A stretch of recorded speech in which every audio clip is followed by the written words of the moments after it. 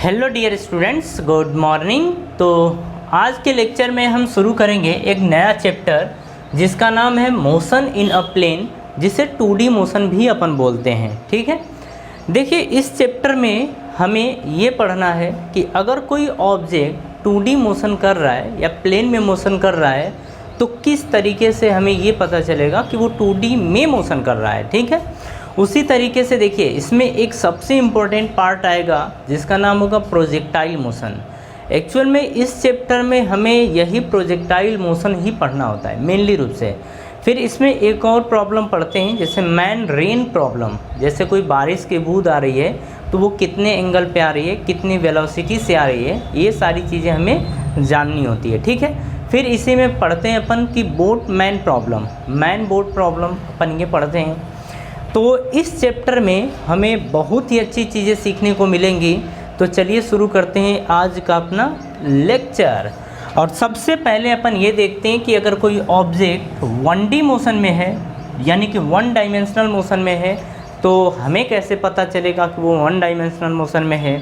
अगर कोई ऑब्जेक्ट किसी 2D में या फिर प्लेन में मोशन कर रहा है तो कैसे पता चलेगा। तो देखिए हम बनाएंगे कोऑर्डिनेट, यानी कि ये x एक्सिस और ये y एक्सिस ये दे रखा है। ठीक है, अगर कोई ऑब्जेक्ट एक स्ट्रेट लाइन में मोशन कर रहा है तो हम बोलेंगे इसको कि motion in a straight line. अगर कोई ऑब्जेक्ट स्ट्रेट लाइन में मोशन कर रहा है तो समझिएगा ये कोई ऑब्जेक्ट है, अगर ये x एक्सिस के अलोंग मोशन कर रहा है, अगर ये x एक्सिस के अलोंग मोशन कर रहा है तो हम बोलते हैं कि ये एक स्ट्रेट लाइन में मोशन कर रहा है, क्योंकि केवल और केवल एक एक्सिस है। उसी तरीके से देखिए या तो इधर पार्टिकल आए या तो इधर आए, तब भी हम बोलेंगे कि 1D मोशन हो रहा है।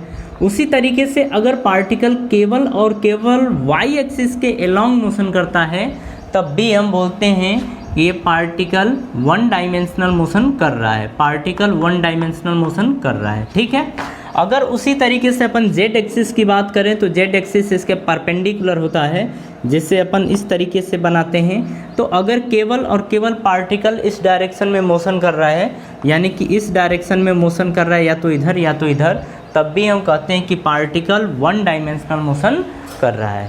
इतनी बात समझ में आ गई। लेकिन अब हमें बात करनी है कि पार्टिकल प्लेन में मोशन कर रहा है तो कैसे देखेंगे। ठीक है, यानी कि मोशन इन अ प्लेन के बारे में बात करने जा रहे हैं, या इसी को बोलते हैं अपन 2D मोशन।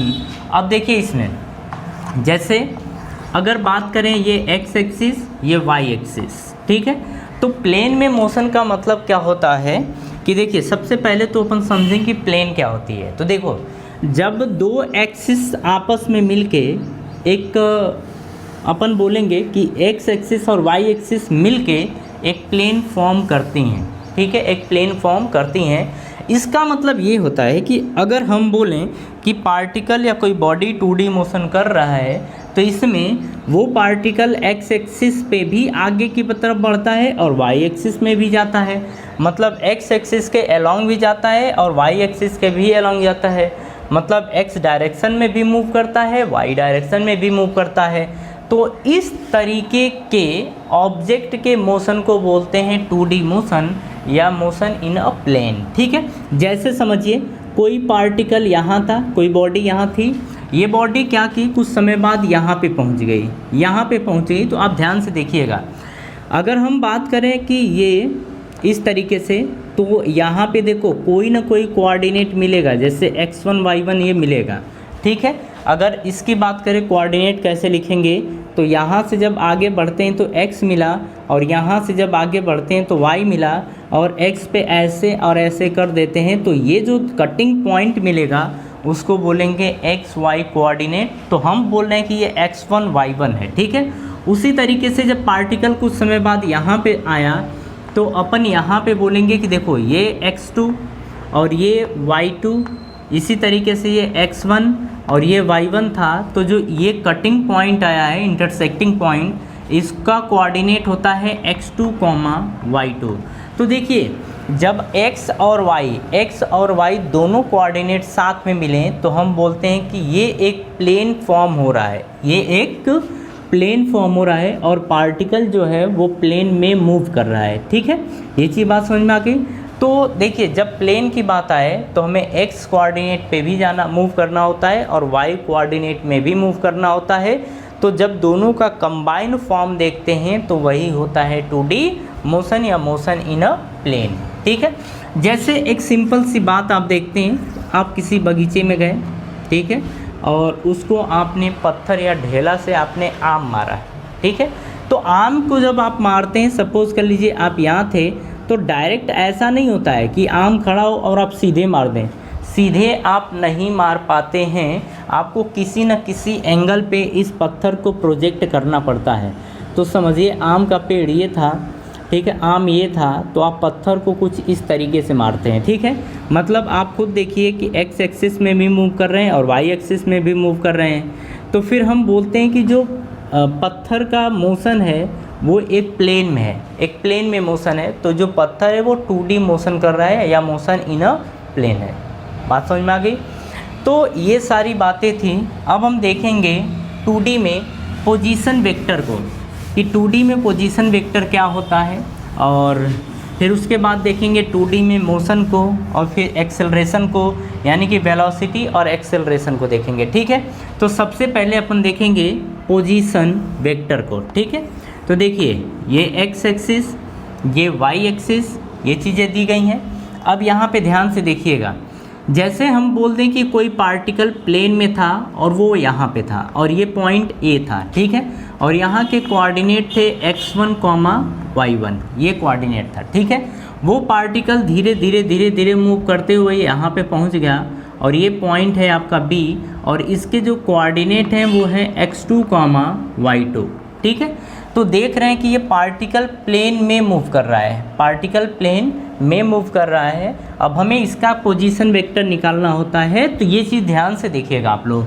हम ये बोल देते हैं कि ये ओरिजिन है और ओरिजिन के कोऑर्डिनेट 0, 0 ये होता है। ध्यान से समझिएगा। अगर हम इसकी बात करें, इसके पोजीशन वेक्टर को, कि position vector of A with respect to O, उसी तरीके से हम देखेंगे position vector of B with respect to O.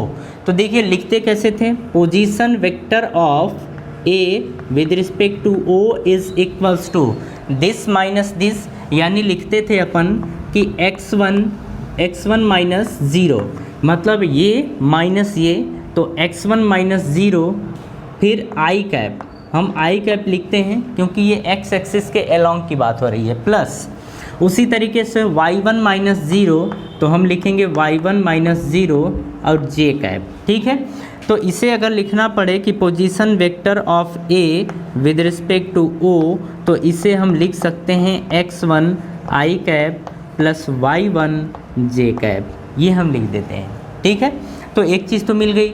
उसी तरीके से अगर हमें लिखना पड़े कि position vector of B with respect to O, ये लिखना पड़े, तो हम कैसे लिखेंगे, x2 माइनस 0, तो हम लिखेंगे x2 माइनस 0 आई कैप, प्लस लिखेंगे y2 माइनस 0, तो हम लिखेंगे y2 माइनस 0 जे कैप, ये लिखेंगे। उसी तरीके से R B O vector is equals to आ जाएगा x2 I cap plus y2 J cap. ठीक है, ये आ गए इनके पोजीशन वेक्टर, और ध्यान से देखिएगा इस तरीके से निकाला जाता है। ठीक है, अब आगे की बात करें अपन, तो देखिए अब हम जानना चाहते हैं कि position of B with respect to A, हम ये जानना चाहते हैं कि position of B with respect to A ये आएगा। अब देखिए पोजीशन, इसको अपन ऐसे भी लिख सकते हैं R B vector minus R A vector, अपन ऐसे भी लिख सकते हैं, या इसी चीज़ को हम बोल सकते हैं कि position of B with respect to origin minus position of A with respect to origin. देखिए हम ये जो लिखते हैं ये ओरिजिन के रिस्पेक्ट में लिखा जाता है, लेकिन कभी कभी दिखा भी सकते हैं और कभी कभी नहीं दिखा सकते हैं, लेकिन अपने समझने के लिए ये चीज़ हमने लिखा कि position of B with respect to O लिखा है ये चीज़। ठीक है, अब देखिए पोजीशन वेक्टर निकालना है, मतलब ऐसा देखना चाहते हैं कि position of B with respect to A, तो इसको हम दो तरीके से लिख सकते हैं। पहला तो ये कि हम इसमें से इसको घटा दें, इसमें से इसको घटा दें, ये कर दें, या फिर डायरेक्टली कैलकुलेट कर लें। तो पहले हम इनकी हेल्प से करेंगे। तो R B O minus R A O ये लिखा गया है। तो आर बी ओ, तो B A vector is equals to आ जाएगा, आर बी ओ की वैल्यू है एक्स टू आई कैप, लिखेंगे X two I cap plus ये लिखा है Y two J cap, Y two J cap, ये हो गया माइनस। अब हम ए के बारे में बात करेंगे, ए ओ, तो ये लिखा है एक्स वन आई कैप प्लस वाई वन जे कैप, ये लिखा है। ठीक है, अब देखिए इसको हम लिख सकते हैं X two I cap plus Y two J cap. अब देखो माइनस इसके आगे प्लस है तो माइनस प्लस माइनस ये आएगा एक्स वन आई कैप, फिर देखो माइनस और प्लस माइनस होगा, ये लिखेंगे वाई वन जे कैप। इतनी बात ठीक है। अब चलिए आगे देखते हैं। तो ये देखिए x2 में से x1 घटाएंगे तो ये लिखा है x2 minus x1 I cap. देखो रीज़न ये है कि ये आई कैप है, ये भी आई कैप है, तो आई कैप कॉमन हो जाएगा। ठीक है, तो ये आ गया, फिर बीच में प्लस है, देखो जे कैप कॉमन ले लेंगे तो अंदर बचेगा y2 माइनस y1 और ये आ गया जे कैप। ठीक है, तो ये आ गया position of b with respect to a, ये पोजीशन वेक्टर आ गया। ठीक है, तो ये तो हमने देखा कि इस तरीके से कैलकुलेट कर सकते हैं।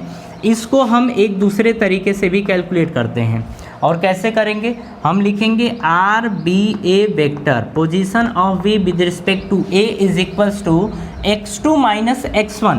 तो हम लिखते हैं x2 minus x1 I cap, ये डायरेक्टली हमने लिखा है, प्लस लिखा जाता है y2 माइनस y1, तो हम लिखेंगे y2 minus y1 J cap. ठीक है, तो ऐसे डायरेक्टली भी लिख सकते हैं। तो ये जस्ट समझने के लिए था, पूरी तरीके से सीखने के लिए था कि किस तरीके से पोजीशन वेक्टर को लिखा जाता है। ठीक है, अब देखिए अगर इनकी बात करें तो ये पोजीशंस होते हैं, positions of A, position of B, लेकिन जब वेक्टर फॉर्म में लिखना होता है तो हम सबसे पहले अगर इनका अलग अलग लिखना हो तो ओरिजिन के फॉर्म में लिखते हैं, लेकिन अगर इनके बीच में लिखना हो तो हम इस तरीके से लिखते हैं। ठीक है, तो कभी भी अगर डायरेक्टली आपसे क्वेश्चन पूछा जाता है कि position of B with respect to A बताइए, तो हम डायरेक्टली इसी तरीके से लिखते हैं। बात समझ में आई? तो चलिए ये इरेज करते हैं। नेक्स्ट इसके बाद हम कुछ क्वेश्चंस देखते हैं। अब हम निकालना सीखेंगे कि अगर पोजीशन वेक्टर अगर टाइम का फंक्शन हो तो किस तरीके से हम वेलोसिटी और एक्सेलरेशन कैलकुलेट करते हैं। सबसे पहले ये हमें देखना है। ठीक है, तो चलिए देखते हैं। तो यहाँ पे समझिएगा, जैसे ये एक्स एक्सिस, ये वाई एक्सिस, ये दिया गया है, कोई पार्टिकल है इस पॉइंट पर और इसको हम P बोल देते हैं। इसका कोऑर्डिनेट अगर x1, y1 है इस तरीके से, या x, y ले लें, और ये जो ओरिजिन है, ओरिजिन इसका कोऑर्डिनेट है 0, 0, तो इसको कैसे पोजीशन वेक्टर के फॉर्म में लिखेंगे। तो देखिए हम लिखते हैं आर पी ओ, हम ये लिखते हैं is equals to this minus this, यानी कि x माइनस 0 आई कैप, ये लिखते हैं, प्लस उसी तरीके से y माइनस 0, तो हम लिखेंगे y माइनस 0 जे कैप, ये लिखेंगे। अब देखिए हम लिखेंगे R P O vector is equals to x I cap plus y J cap, ये हम लिखेंगे। तो देखिए ये तो पोजीशन वेक्टर आ गया है। ठीक है, पोजीशन वेक्टर आ गया है। अब हम देखना चाहते हैं वेलोसिटी वेक्टर, इसकी हेल्प से कैसे कैलकुलेट करते हैं। तो देखिए हम यहाँ पे कहेंगे कि differentiate with respect to time, differentiate with respect to time. अगर हम इसे टाइम के रिस्पेक्ट में डिफरेंशिएट करते हैं तो देखिए क्या देखने को मिलता है। हम लिखेंगे d/dt और यहाँ पे आ जाएगा आर पी ओ वेक्टर, ये आएगा इज इक्वल्स टू, ये आएगा d/dt और यहाँ पे आ जाएगा x और फिर आई कैप। ठीक है, उसी तरीके से, अच्छा इसे हम चाहें तो ऐसे भी लिख सकते हैं, प्लस ये आ जाएगा d/dt y जे कैप, ये सबको पता है इस तरीके से लिखा जाता है। अब यहाँ पे देखिए इसे हम लिख सकते हैं वेलोसिटी, क्योंकि जब पोजीशन वेक्टर या डिस्प्लेसमेंट को अपन डिफरेंशिएट करते हैं तो हमें वेलोसिटी मिलता है, ठीक है। तो हम लिखेंगे velocity of p with respect to o vector is equals to, अब यहाँ पे देखिए हम लिखेंगे इसको vx i कैप, क्योंकि जब हम पोजीशन को या डिस्प्लेसमेंट को डिफरेंशिएट करते हैं तो वेलोसिटी आता है, x लिखने का मतलब था कि ये x एक्सिस के अलोंग है, ठीक है। प्लस ये i कैप भी दिखाएंगे, यहाँ पे हम लिखेंगे vy j कैप, और बिल्कुल यहाँ कंफ्यूज मत होइए, ये चीज़ लिखते हैं और इसी तरीके से लिखते हैं, बस आपको सीखना होगा कि ये चीज़ होता है। इतनी बात समझ में आ गई।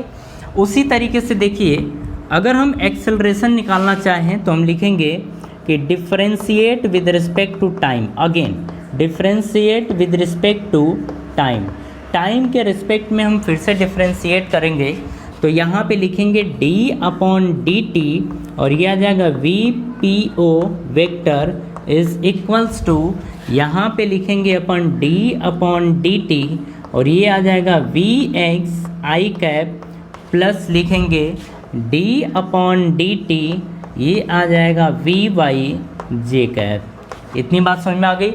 देखिए जब वेलोसिटी को अपन डिफरेंशिएट करते हैं तो मिलता है एक्सेलरेशन, तो यहाँ पे हम लिख सकते हैं acceleration vector of p with respect to o is equals to, यहाँ पे लिखेंगे ax i कैप प्लस यहाँ पे ay j कैप अपन ये लिखेंगे, ठीक है।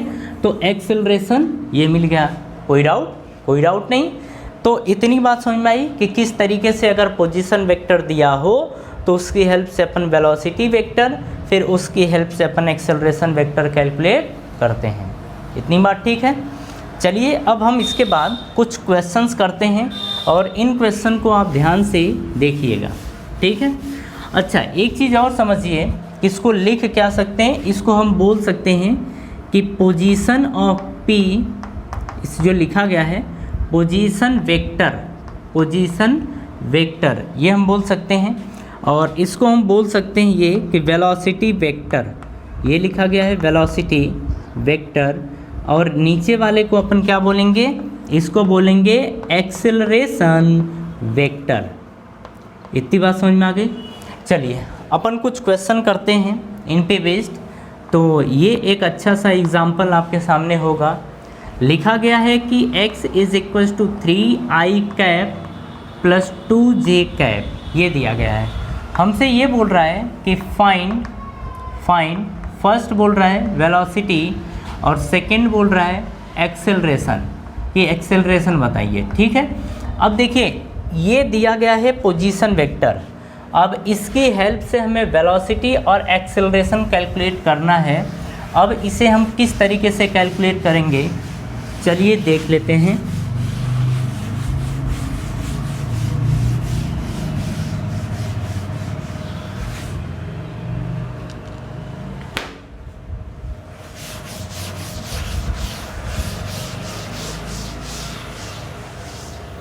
चलिए समझिएगा आप, हमने देखा था कि जब पोजीशन वेक्टर को अपन डिफरेंशिएट करते हैं तो वेलोसिटी आता है, लेकिन एक बात पहले ही देख लीजिए कि क्या ये पोजीशन वेक्टर टाइम का फंक्शन है। कहीं पे आपको टाइम दिख रहा है? टाइम तो नहीं दिख रहा है, यानी कि पोजीशन वेक्टर टाइम का फंक्शन जब ना हो तो इसका मतलब पोजीशन वेक्टर कांस्टेंट है। पोजीशन वेक्टर कैसा है? कांस्टेंट है। इतनी बात समझ में आ गई। अब यहाँ पे आप ध्यान से देख सकते हैं कि जब देखिए जब पोजीशन वेक्टर कांस्टेंट हो तो जब इसको डिफरेंशिएट करेंगे तो हमें मिलेगा 0, ठीक है, और फिर 0 को डिफरेंशिएट करेंगे तो अगेन मिलेगा 0।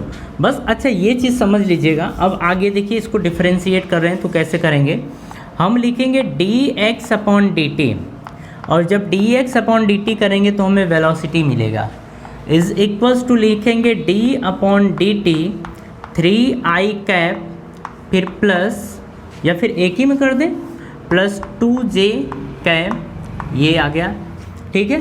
अब इसे हम लिख सकते हैं d/dt 3i cap plus d/dt 2j cap, ये हम लिख सकते हैं। बात समझ में आ गई। चलिए ये आ गया वेलोसिटी। ये आप देख रहे हैं फंक्शन कांस्टेंट है, ये भी कैसा है, कांस्टेंट है। तो जब कांस्टेंट को अपन डिफरेंशिएट करते हैं तो कांस्टेंट का डिफरेंशिएशन आता है 0, यानी कि वेलोसिटी क्या होगी, 0। अगर ये पोजीशन वेक्टर दिया गया है तो इसकी वेलोसिटी क्या होगी, 0। अब देखिए यहीं से हम कैलकुलेट करना चाहते हैं एक्सेलरेशन, और एक्सेलरेशन होता है dv/dt, यानी कि हम लिखेंगे d/dt और ये है 0, और 0 का डिफरेंशिएशन क्या आता है, 0। ठीक है, 0 का भी डिफरेंशिएशन क्या आएगा, 0 आएगा। इतनी बात समझ में आ गई। तो ये था एक क्वेश्चन, और इस क्वेश्चन को जब भी आएगा तो अपन इसी तरीके से कैलकुलेट करेंगे। ठीक है, एक और क्वेश्चन देख रहे हैं अपन, और ये लिखा है x = 3t और 4t, 3t i cap plus 4t j cap, ये लिखा गया है। ठीक है, हमसे वही क्वेश्चन फिर से पूछ रहा है कि फर्स्ट बताइए वेलोसिटी और सेकंड बताइए एक्सेलरेशन। ठीक है, ये हमसे पूछ रहा है। तो देखिए जब इसको डिफरेंशिएट करेंगे तो वेलोसिटी मिलेगा, यानी कि लिखेंगे d/dt और ये है 3t i cap plus 4t j cap, ये है। ठीक है, अब चलिए वेलोसिटी निकालना चाहते हैं तो इसको करेंगे डिफरेंशिएट, तो लिखेंगे v = d/dt और ये लिखा है 3t i कैप, फिर प्लस ये लिख सकते हैं कि d/dt ये 4t j कैप, ये लिखा गया है। अब यहाँ पे 3 क्या कर देंगे, कॉमन ले लेंगे, तो 3 आ गया कॉमन, और यहाँ पे आ गया d/dt और ये t है, ये i कैप लिख देंगे, प्लस 4 कांस्टेंट है बाहर, d/dt और ये t j कैप को कर देंगे अपन बाहर। इतनी बात ठीक है। देखिए v = 3 तो ठीक है, इंटू t का डिफरेंशिएशन 1, t का डिफरेंशिएशन 1 i कैप प्लस 4 तो ठीक है, t का डिफरेंशिएशन 1 j कैप। अरे ये चीज़ आप समझ लीजिएगा, जैसे अपन x होता था तो x का डिफरेंशिएशन क्या आता था, x का डिफरेंशिएशन x के रिस्पेक्ट में 1 आता था। ठीक उसी तरीके से अगर t का डिफरेंशिएशन देखना चाहते हैं विद रिस्पेक्ट टू t, तो t का डिफरेंशिएशन होगा 1। इतनी बात भी ठीक है। अब यहाँ पे देखिए ये आ गया, तो इसे लिखेंगे अपन 3i cap plus 4j cap. इतनी बात ठीक है। तो वेलोसिटी तो आ गई, लेकिन देखिए वेलोसिटी जो है वो टाइम का फंक्शन नहीं है, इसका मतलब ये कांस्टेंट है। ये क्या है, कांस्टेंट है, इसका मतलब वेलोसिटी कांस्टेंट है, वेलोसिटी कांस्टेंट है। और अगर अपन एक्सेलरेशन निकालना चाहें तो लिखेंगे d/dt और ये क्या है, कांस्टेंट, और कांस्टेंट का डिफरेंशिएशन क्या हो जाएगा, 0। यानी कि इससे वेलोसिटी तो मिलेगी, लेकिन वेलोसिटी कैसी होगी, कांस्टेंट, लेकिन एक्सेलरेशन मिलेगा नहीं, क्योंकि एक्सेलरेशन हो जाएगा 0। ठीक है, तो ये भी कॉपी करिए। एक क्वेश्चन अपन और देखते हैं, और वहाँ से देखते हैं कि एक्सेलरेशन और वेलोसिटी क्या मिलेगा, यानी वेलोसिटी और एक्सेलरेशन क्या मिलेगा, फिर ये चीज़ देखेंगे अपन।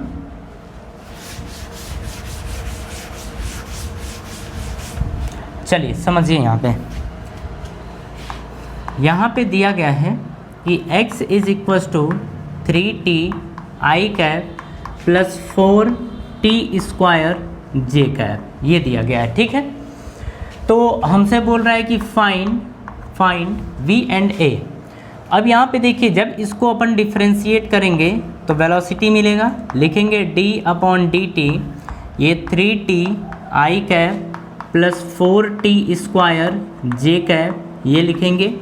तो v = आ जाएगा, देखो अब हम डायरेक्ट करते हैं, 3t और 3t का डिफरेंशिएशन आएगा 3, अब डायरेक्ट कर सकते हैं, i कैप है तो i कैप, अच्छा चलिए रहने दीजिए, लिख लें अपन, ये लिखेंगे d/dt 3t i cap plus आ जाएगा d/dt 4t square j cap, ये लिख देंगे। अब यहाँ से देखिए v = 3 कांस्टेंट है, बाहर आ जाएगा, t का डिफरेंशिएशन क्या 1 होगा, बिल्कुल 1 होगा, i कैप प्लस 4 कांस्टेंट है, आ जाएगा बाहर, t स्क्वायर का डिफरेंशिएशन होगा 2t, और ये आएगा जे कैप। टी स्क्वायर का डिफ्रेंसिएशन 2t, ये आप सबको पता है। v is equals to 3i cap आ गया प्लस 8t जे कैप आ गया। ठीक है, ये कर सकते हैं।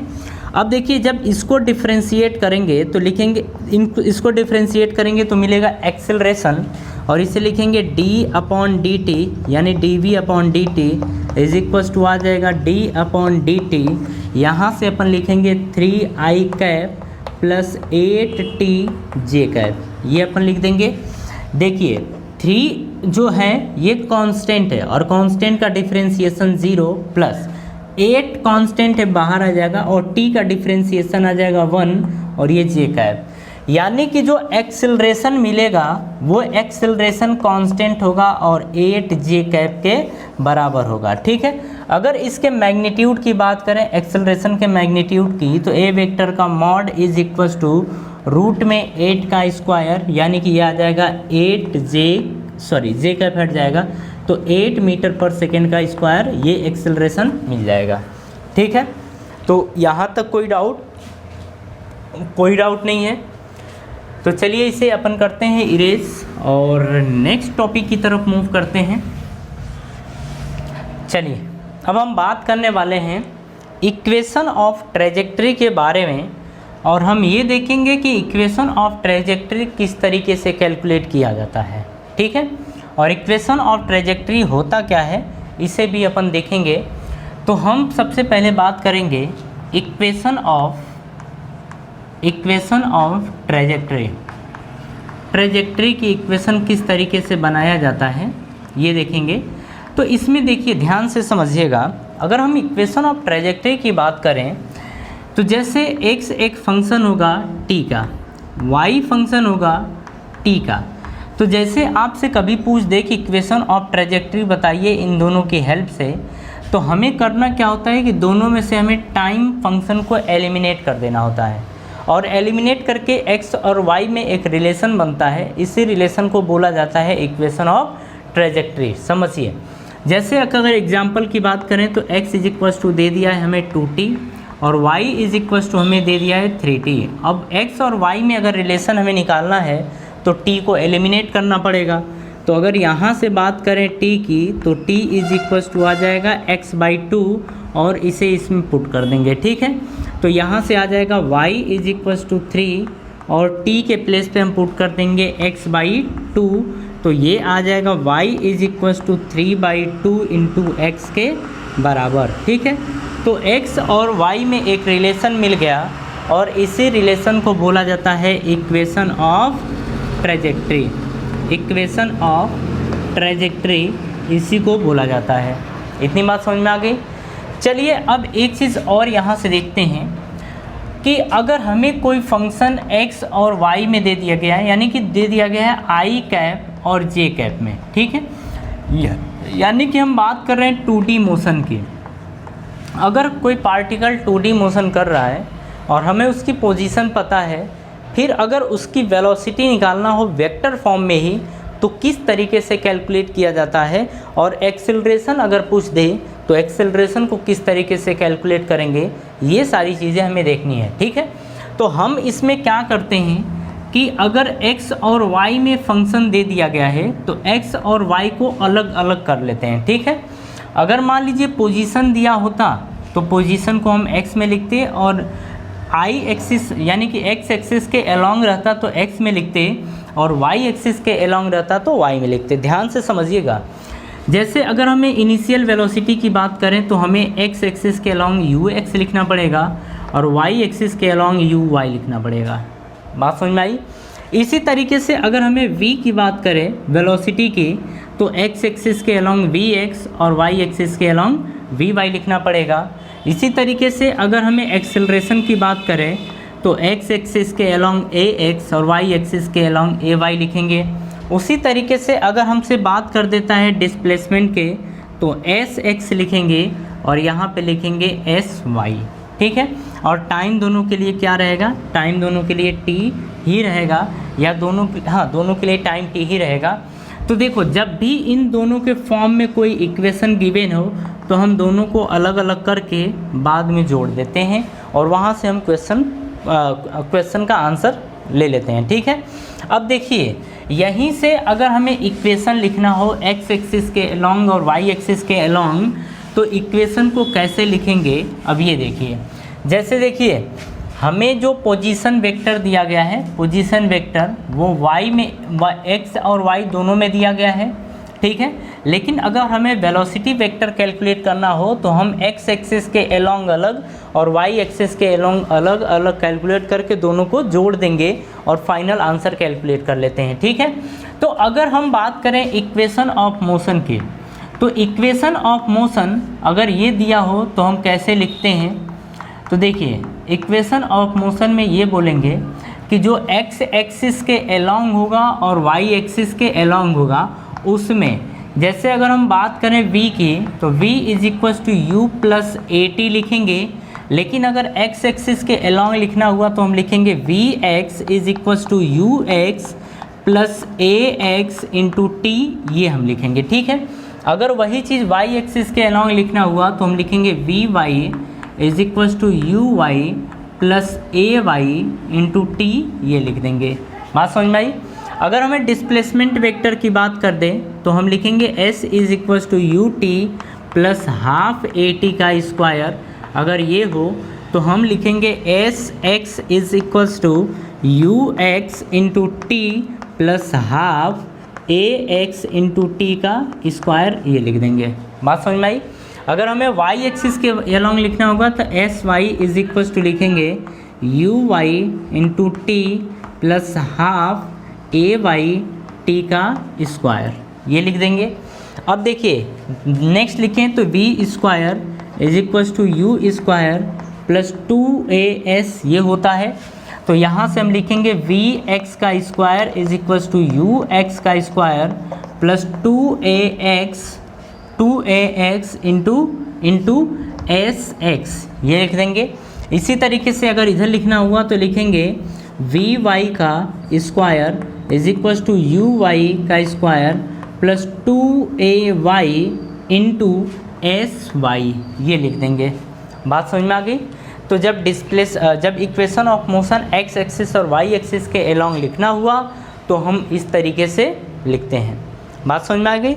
चलिए इसके बाद अब हम क्वेश्चंस की बात करेंगे।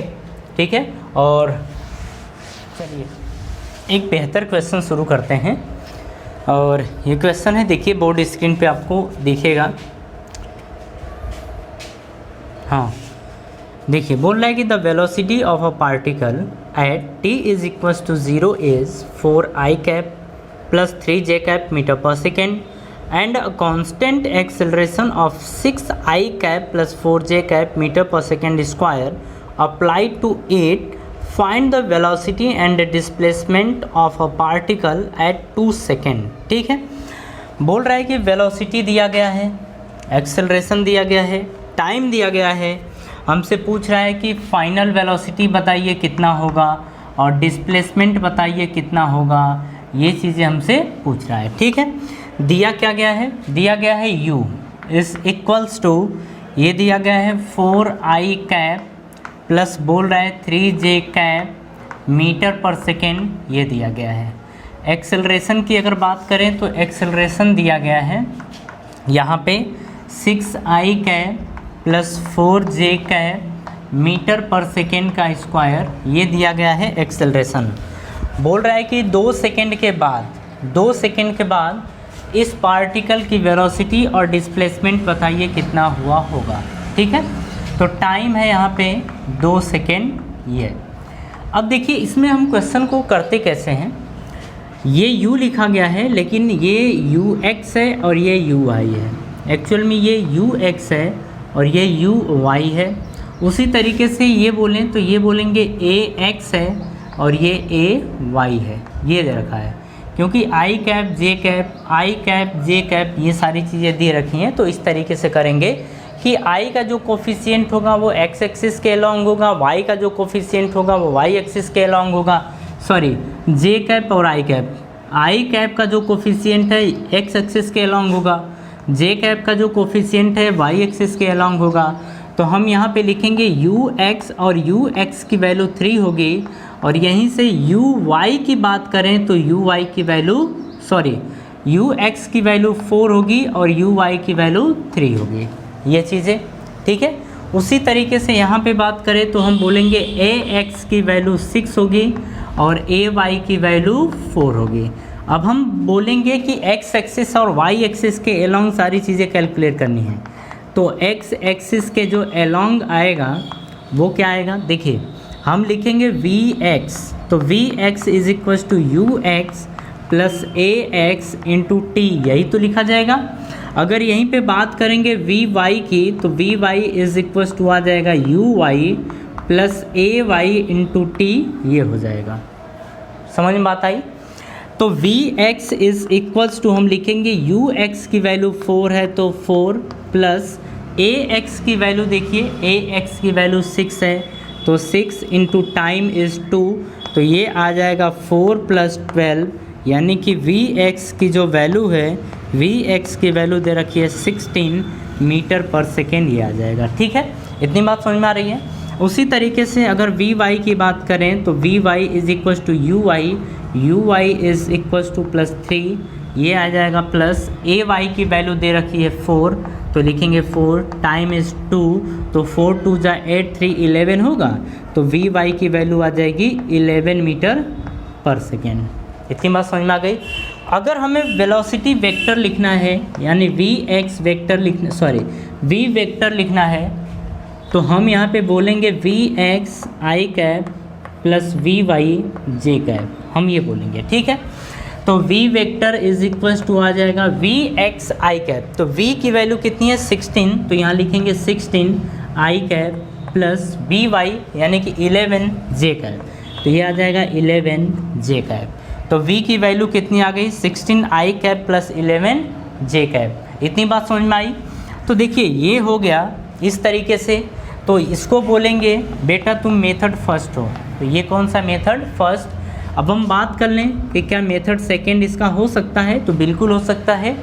तो यहाँ पे आप लिखेंगे v vector is equals to, अब देखिए u लिखेंगे plus u vector plus a vector into t, हमें ऐसे लिखना पड़ेगा। ठीक है, तो v इज इक्वल्स टू यानी v vector is equals to u, और u की वैल्यू कितनी दे रखी है, यहाँ पे देखिए 4 आई कैप प्लस 3 जे कैप, ये दे रखा है, प्लस में a की वैल्यू देखिए दिया गया है 6 I cap plus 4 J cap into time is 2, ये दिया है। तो v vector is equals to 4 I cap plus 3 J cap, हम ये लिख रहे हैं, प्लस 6 2 जा 12, तो ये आएगा 12 आई कैप प्लस 4 2 जा 8, तो 8 जे कैप, ये आ जाएगा। तो v vector is equals to आ जाएगा 4 और 12 कितना आएगा 16 आई कैप, क्योंकि ये आई कैप ये भी आई कैप, तो आई कैप ऐड होंगे, तो 4 आई कैप और 12 आई कैप आ जाएंगे 16 आई कैप के बराबर, प्लस में 3 जे कैप और 8 जे कैप, ये आ जाएगा 11 जे कैप के बराबर। कोई इसमें डाउट है आपको? कोई डाउट नहीं। तो ये आ गया इसका आंसर, और आप देखिए दोनों तरीक़ों से आंसर सेम आया है। तो आप इस तरीके से यानी कि अलग अलग पार्ट में कैलकुलेट करके भी जोड़ सकते हैं और एक साथ भी कर सकते हैं। बात समझ में आ गई। चलिए इसके बाद हम बात करने वाले हैं यहाँ पे डिस्प्लेसमेंट की, कि डिस्प्लेसमेंट कितना होगा।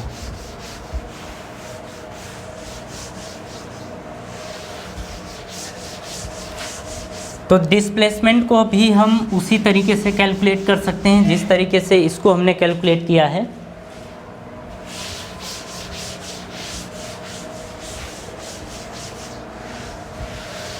चलिए देखिए, यहाँ पे हम लिखेंगे सबसे पहले एस एक्स के बारे में। तो एस एक्स कितना आ जाएगा, ये मेथड फर्स्ट है। यहाँ पे हम लिखेंगे you x into T plus half a x into t का स्क्वायर, ये लिख देंगे। ठीक है, तो एस एक्स की वैल्यू कितनी आ जाएगी, यू एक्स की वैल्यू दे रखी है 3, तो ये लिखेंगे यू एक्स की वैल्यू है 4, तो यू एक्स के प्लेस पे 4 time is 2 second plus half, acceleration कितना दे रखा है, ए एक्स की वैल्यू 6 है, तो इंटू 6 टाइम इज़ 2, तो 2 का स्क्वायर 2 से 2 कैंसल आउट, तो ये आ गया 4 2 ज़ा 8 प्लस 6 2 ज़ा 12। तो एस एक्स की जो वैल्यू आ जाएगी वो आ जाएगी 20, ठीक है। तो ये 20 मीटर आ गई एस एक्स की वैल्यू। अब यहीं पे बात करेंगे एस वाई की, तो एस वाई आ जाएगा, देखिए यू वाई आप लिखेंगे you Y into T plus half A Y T का स्क्वायर, ये लिख देंगे, ठीक है। तो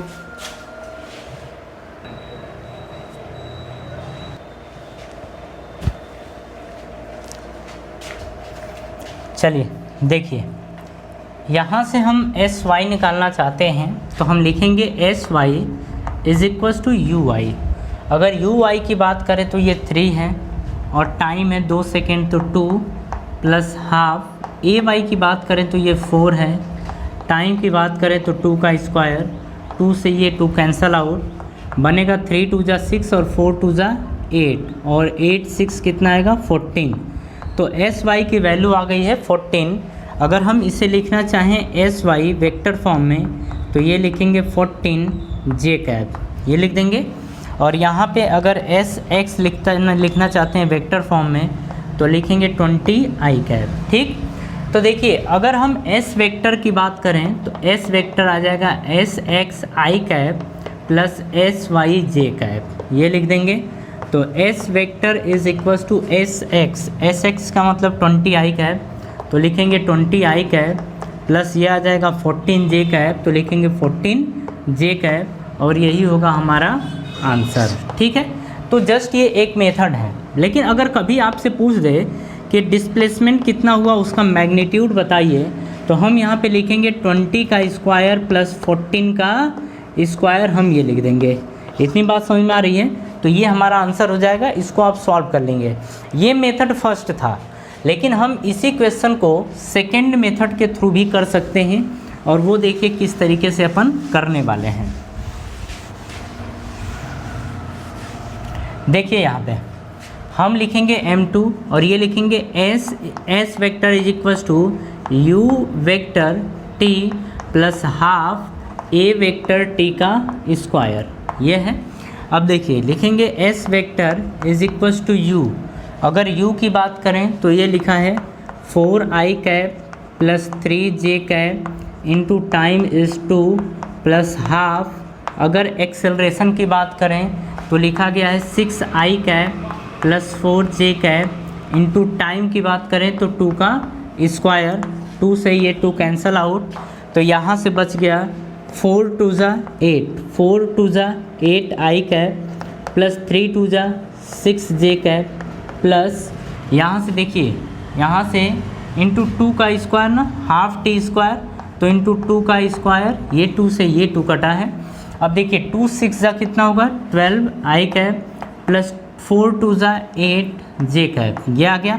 इसी तरीके से 8 और 12 कितना हो जाएगा 20 आई कैप प्लस 6 और 8 आ जाएगा 14 जे कैप। और आप देख रहे हैं कि जो वहाँ आंसर है उस मेथड से, पहले मेथड से जो आंसर आया है वही आंसर दूसरे मेथड से भी आ गया। अगर इसके मैग्नीट्यूड की बात करें तो फिर से इसका मॉड निकालेंगे तो इसका मॉड यही आएगा और यही आंसर होगा। तो देखिए कभी भी इस तरीके का क्वेश्चन आता है, 2D में क्वेश्चन आता है तो हम इस तरीके से सॉल्व करते हैं, बिल्कुल यहाँ पे कोई दिक्कत वाली बात नहीं है।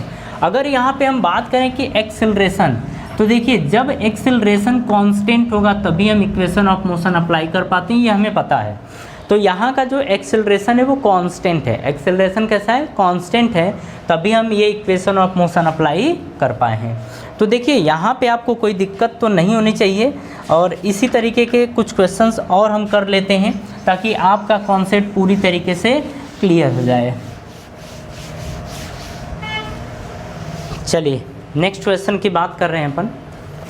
नेक्स्ट क्वेश्चन है कि देखिए बोर्ड स्क्रीन पे दिख रहा होगा, u vector is equals to 4i cap plus 3j cap and acceleration बोल रहा है कि 5 मीटर पर सेकेंड स्क्वायर है, 37 degree north to east, find velocity and displacement after 2 second. ठीक है, ये क्वेश्चन है।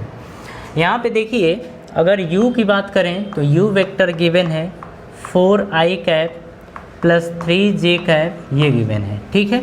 आगे बोल रहा है कि जो एक्सेलरेशन है, एक्सेलरेशन वो 5 मीटर पर सेकेंड है, सॉरी 5 मीटर पर सेकेंड स्क्वायर है, और ये 37 डिग्री नॉर्थ टू ईस्ट है, नॉर्थ टू ईस्ट ये दे रखा है। बोल रहा है कि वेलोसिटी बताइए और डिस्प्लेसमेंट बताइए कितना होगा, ये हमसे पूछ रहा है, ठीक है। चलिए शुरू करते हैं। यहाँ पे देखिए, अगर बात करें कि एक्सेलरेशन की, तो एक्सेलरेशन बोला है, देखिए अगर इसमें बात करें सबसे पहले कि ये ईस्ट है, ये वेस्ट है, नॉर्थ है और नीचे साउथ होता है, ठीक है। अब यहाँ से ये कुछ इस तरीके से जा रहा है और ये है 5 मीटर पर सेकेंड का स्क्वायर, और ये 37 डिग्री नॉर्थ टू ईस्ट, ये उल्टा पढ़ते हैं, नॉर्थ टू ईस्ट बोल रहा है तो ईस्ट से नॉर्थ की तरफ, तो नॉर्थ की तरफ कितना है 37 डिग्री ये दे रखा है, ध्यान से समझिएगा। अगर ये 5 हो तो थीटा के साथ क्या होता है कॉस थीटा, तो ये आ जाएगा 5 कॉस 37, मतलब ये कंपोनेंट ये होगा। अगर इस कंपोनेंट की बात करें तो ये हो जाता है 5 साइन 37 ये हो जाता है, ठीक। अब देखिए अगर इसकी बात करें तो हम इसको बोलेंगे ux और इसकी बात करें तो हम बोलेंगे इसको uy। तो ux की जो वैल्यू है वो 5 cos 37 है, इसे लिख सकते हैं 5 इंटू cos 37 की जो वैल्यू होगी वो 4/5 होती है, 5 से 5 कैंसिल तो बच गया 4, ठीक है। तो अगर इसे हम लिखना चाहें ux वेक्टर के फॉर्म में तो लिखेंगे 4i कैप ये। अब देखिए uy की अगर बात करें तो uy आपका दे रखा है यहाँ पे 5 साइन 37, तो देखो 5 तो ठीक है, साइन 37 की वैल्यू होती है 3/5, 5 से 5 कैंसिल हो गया, ये बन गया 3, सिर्फ 3। तो अगर uy वेक्टर की बात करें तो इसे लिखेंगे 3j कैप के बराबर, ठीक है। देखिए जिस तरीके से वेलोसिटी, सॉरी हम यहाँ पे गलत लिख दिए हैं, ये एक्सेलरेशन है यानी ax और ये होगा ay, सॉरी ax a ये आ गया, ठीक है। तो देखिए अगर वेलोसिटी की बात करें तो ये दिया है, तो अगर एक्सेलरेशन वेक्टर की बात करें तो एक्सेलरेशन वेक्टर आपका आ गया है 4i कैप, देखिए 4i cap plus 3j cap ये हो जाएगा, ठीक है। अब देखिए अगर यहाँ से हम बात करें ux की, सब कुछ लिखिए, ux की बात करें तो ux कितना है 4, ठीक। अगर uy की बात करें तो ui है 3। इसी तरीके से ax की बात करें तो देखिए यहाँ पे 4, अगर ay की बात करें तो ये लिखा है 3, टाइम यहाँ पे दिया है 2 सेकेंड, ये सब दिया है, ठीक है, सॉरी टाइम दिया है 2 सेकेंड। अब हमसे देखिए मेथड 2 लगाते हैं, मेथड फर्स्ट के थ्रू आप कर लेना, ठीक है, आपसे हो जाएगा, कोई दिक्कत नहीं होगी। अगर नहीं समझ में आता है तो एक बार रिपीट करके फिर से देख लीजिएगा, फिर करिएगा, ठीक है। अगर हम m2 की बात करें तो इसमें हम क्या लिखेंगे, हम यहाँ पे लिखने वाले हैं कि vx, तो vx इज़ इक्वल्स टू आ जाएगा ये वेक्टर फॉर्म में, तो हम बोलेंगे ux vector plus ax vector into t, हम ये लिख देंगे, सॉरी ये x नहीं, हम डायरेक्ट ये लिख देते हैं, ठीक है। तो v vector is equals to ये आ जाएगा, v हमसे पूछा है तो v vector is equals to u vector, और u वेक्टर है आपका 4i cap plus 3j cap ये दे रखा है, प्लस a की बात करें तो एक्सेलरेशन दे रखा है 4i cap plus 3j cap into time दे रखा है 2 सेकेंड तो 2, तो v vector is equals to आ जाएगा 4i cap 3j cap plus 4 2 जा 8 i कैप प्लस 3 2 जा 6 j कैप ये आ गया। तो v vector is equals to 4 और 8 कितना होगा 12 i कैप प्लस 3 और 6 ये आ जाएगा 9 j कैप। अरे आप कर लेंगे, अगर पिछला क्वेश्चन आपने अच्छे से देखा है तो इस क्वेश्चन में आपको कोई दिक्कत नहीं होगी। और ये आ गया आपका वेलोसिटी वेक्टर। अगर इसके मैग्नीट्यूड की बात करें तो v वेक्टर का मॉड लिखेंगे तो ये आएगा रूट में, देखिए 12 का स्क्वायर, तो ये लिखेंगे 12 का स्क्वायर प्लस ये आएगा 9 का स्क्वायर, और यही होगा आपका आंसर, ठीक है। कोई दिक्कत है आपको? कोई दिक्कत नहीं। तो ये आ गया वेलोसिटी का मैग्नीट्यूड और यही होगा आपका आंसर। ठीक है, चलिए नेक्स्ट की बात कर रहे हैं, लेकिन नेक्स्ट की बात करने से पहले एक मिनट, हेलो 2 मिनट रुक जाइए, सॉरी। चलिए नेक्स्ट क्वेश्चन की अपन बात कर रहे हैं। तो नेक्स्ट हमें दिया क्या गया है, नेक्स्ट हमसे पूछ रहा है डिस्प्लेसमेंट। तो देखिए डिस्प्लेसमेंट के लिए हम लिखेंगे s vector is equals to u vector into T plus half a vector into t का स्क्वायर, ये हो जाएगा। ठीक है, तो s vector is equals to u की वैल्यू देखिए लिखा है 4i cap plus 3j cap, ये लिखा है। इंटू टाइम की बात करें तो 2 सेकेंड प्लस हाफ। एक्सेलरेशन की बात करें तो एक्सेलरेशन देखिए 4i कैप, तो ये 4i cap plus 3j cap, ये लिखा है। इंटू टाइम तो 2 का स्क्वायर, ये हो जाएगा। देखिए 2 से ये 2 कैंसिल हो गया। अब यहाँ से S vector is equals to आ जाएगा 2 4 जा 8i कैप प्लस 3 2 जा 6j कैप, ये आ गया प्लस। अब देखिए 2 4 जा 8i कैप प्लस 3 2 जा 6j कैप, इतनी मैथ आपको संभालनी होगी। ठीक है, s vector is equals to 8 और 8 16 i कैप प्लस 6 और 6 12 j कैप, ये आ गया डिस्प्लेसमेंट वेक्टर। लेकिन अगर इसके मैग्नीट्यूड की बात करें तो एस वेक्टर का mod is equals to root में आ जाएगा इसका स्क्वायर, मतलब 16 का स्क्वायर प्लस इसका स्क्वायर यानी 12 का स्क्वायर, और यही होगा हमारा आंसर। कोई दिक्कत आपको? कोई दिक्कत नहीं, सारी चीज़ें आपको समझ में आई। तो इस तरीके से इसको कॉपी कर लीजिए। अपन बढ़ते हैं नेक्स्ट क्वेश्चन की तरफ। ठीक है,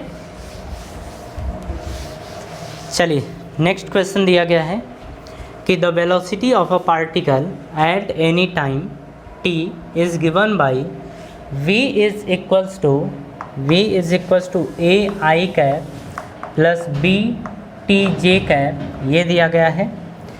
find its equation of trajectory and acceleration if at t is equals to 0, x equals to 0 और y इक्वल्स टू 0, मतलब t जब 0 हो तो x और y भी 0 हैं। ठीक है, ये चीज़ बोल रहा है। तो हमसे पूछ रहा है कि एक्सेलरेशन, फर्स्ट बोल रहा है कि एक्सेलरेशन बताइए, और सेकेंड बोल रहा है कि इक्वेशन ऑफ ट्रेजेक्ट्री बताइए। इक्वेशन ऑफ ट्रेजेक्ट्री बताइए क्या होगा। तो देखिए अगर वेलोसिटी गिवन है तो एक्सेलरेशन आता है इसके डिफ्रेंशिएशन से, यानी कि dv upon dt is equals to आ जाएगा। देखिए लिखेंगे d अपॉन dt और ये है a i cap plus b t j cap, ये है। अब यहाँ से अगर हम एक्सेलरेशन वेक्टर के फॉर्म में ही आएगा तो a vector is equals to आ जाएगा। देखिए a कांस्टेंट है और इसके आगे कुछ नहीं है, तो कांस्टेंट का डिफरेंशिएशन 0 यानी 0i कैप प्लस bt, तो b कांस्टेंट है बाहर आ जाएगा, t का डिफरेंशिएशन होगा 1, तो ये आ गया j कैप। तो a vector is equals to आ गया b j कैप, और एक्सेलरेशन यहाँ पे कांस्टेंट है। एक्सेलरेशन क्या है? कांस्टेंट, ये आपका आंसर आ गया। अब हम सेकेंड की बात कर रहे हैं, इक्वेशन ऑफ ट्रेजेक्ट्री की बात कर रहा है। तो सबसे पहले हम निकालेंगे यहाँ पे पोजीशन वेक्टर। ठीक है, पोजीशन वेक्टर में x और y दोनों मिलेंगे और x y में से t को रिप्लेस करके हम निकाल लेंगे यहाँ से इक्वेशन ऑफ ट्रेजेक्ट्री। तो देखिए v दिया है तो v को हम लिखते हैं dx अपॉन dt, ये लिखते हैं। तो देखिए हम लिख सकते हैं यहाँ पे कि dx is equals to v dt, ये हम लिख सकते हैं। ठीक है, इसको यहाँ मल्टीप्लाई कर दीजिए तो dx is equals to v dt आ गया। जब इसको अपन इंटीग्रेट कर देंगे तो हमें डिस्प्लेसमेंट मिलता है, यानी कि वेलोसिटी को जब टाइम के रिस्पेक्ट में डिफरेंशिएट करते हैं तो हमें डिस्प्लेसमेंट मिलता है। तो यहाँ से हम लिखेंगे dx is equals to v के प्लेस पे रख देंगे a i cap plus b t j cap into d t, ये रख देंगे। dx का इंटीग्रेशन x आ जाएगा इज इक्वल्स टू, अब देखिए एक ही बार में कर रहे हैं, a है कांस्टेंट है बाहर आ जाएगा। ठीक है, अब इसको इंटीग्रेट करेंगे यहाँ से तो ये डी टी आई कैप बचेगा। ठीक है, प्लस कर देंगे यहाँ से, ये b देखिए b कांस्टेंट है बाहर आ जाएगा, अंदर बचेगा t d t j cap, ये बच गया। ठीक है, देखिए x is equal to x नहीं, इसको r ले लेते हैं यार, इसको r ले लें तो r, और यहाँ पे हम डिफ्रेंशिएट कर रहे हैं r के रिस्पेक्ट में, तो ये आएगा r, तो ये r वेक्टर आएगा, तो यहाँ से लेंगे r vector is equals to a। अब dt का इंटीग्रेशन क्या होगा, t होगा, तो dt का इंटीग्रेशन t, आगे i कैप प्लस b। अब देखिए t का इंटीग्रेशन सबको पता है कि t स्क्वायर बाई 2 होता है, ये आ गया, और आगे है j, तो j कैप, ये हो गया। देखिए ये पोजीशन वेक्टर दिया है, पोजीशन वेक्टर दिया है, इसमें x का जो कंपोनेंट होता है, सॉरी i का जो कंपोनेंट होता है उसको x अपन लेट कर लेते हैं, और जो j का कंपोनेंट होता है उसको y अपन लेट कर लेते हैं। तो यहाँ से देखिए जो x की वैल्यू आई है, x की वैल्यू 80 के बराबर है, तो ये 80 के बराबर है। यहीं से y की वैल्यू देखिए bt स्क्वायर बाई 2 के बराबर है, तो bt स्क्वायर बाई 2 के बराबर है। यहाँ से t आप निकाल लीजिए, तो t इज इक्वल्स टू क्या, x बाई ए होगा, बिल्कुल होगा। अब इस x बाई ए को इसमें आप पुट कर दीजिए, तो y इज इक्वल्स टू आ जाएगा b, तो ठीक है, t के प्लेस पे अपन पुट करेंगे x बाई ए, तो x बाई ए का होल स्क्वायर बाई 2 ये आ जाएगा, तो y is equals to b into ये आएगा x स्क्वायर बाई, ये नीचे आ जाएगा a स्क्वायर इंटू 2। तो देखिए यहाँ से लिखेंगे b अपॉन, इसको हम ले सकते हैं, तो b अपॉन ये आ जाएगा 2a स्क्वायर, अब ये ब्रैकेट में इंटू x स्क्वायर, ठीक है। तो y is equals to b upon 2a square into x square, ये आ गया हमारा आंसर। तो ठीक है, इसी को बोला जाता है इक्वेशन ऑफ ट्रेजेक्ट्री, क्योंकि हमने टाइम, यहाँ से हमने टाइम को क्या किया है, एलिमिनेट कर दिया है, और टाइम को एलिमिनेट करके x और y में एक रिलेशन हम निकाले हैं, इसी रिलेशन को बोला जाता है इक्वेशन ऑफ ट्रेजेक्ट्री। इतनी बात समझ में आ गई। तो देखिए आज का लेक्चर जो था वो 2D के बेसिक पोर्शन पे था, ठीक है। और जब भी आप देखेंगे कि आपके बुक में जब अच्छे क्वेश्चंस आते हैं तो इस तरीके के जब आते हैं तो हम वहाँ पे हड़बड़ा जाते हैं। हमें हड़बड़ाना नहीं है, हमें अच्छे से कॉन्सेप्ट सीखना है और वहाँ पे अप्लाई करना है, ठीक है। तो आज की सभा हम यहीं समाप्त करते हैं। नेक्स्ट लेक्चर में हम पढ़ने वाले हैं प्रोजेक्टाइल मोशन को, और ये एक बहुत ही बेहतरीन टॉपिक है और उसे हम कंटिन्यू करेंगे। तो थैंक यू।